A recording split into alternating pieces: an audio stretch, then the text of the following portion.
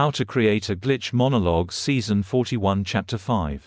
This is Season 41 of How to Create a Glitch in the Matrix Monologues Episode 5.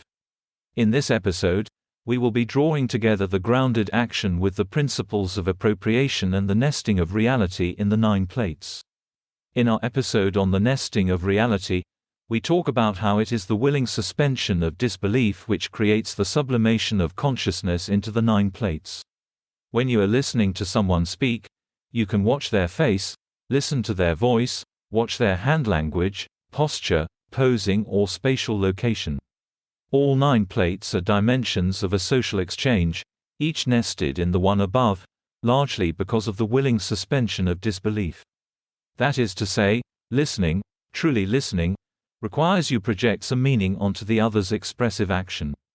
In the process of doing this, you are giving them, in the parlance of the last episode, the direct ground.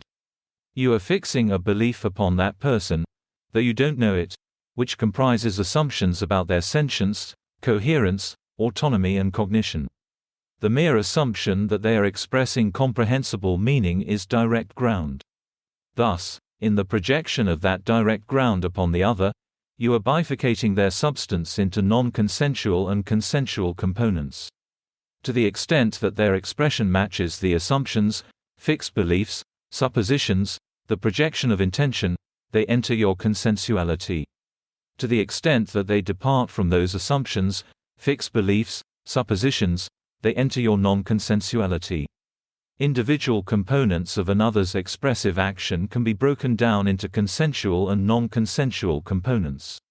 For example, we know that the plate of the face represents narratives that we affirm for the other internally and externally, while the plate of the hands represents dialectical, reactive thoughts, which comprise our non-consensuality.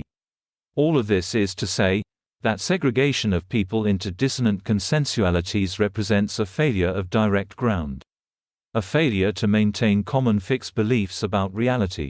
Inhibition at its most basic, in generating dissonant consensualities, represents a circumscribing of the projection of intention by another.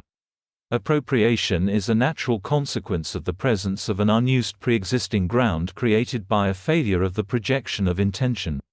Decontextualization, in the elimination of the personal, represents the separation of the direct ground from the indirect ground, the supposition from the contingency.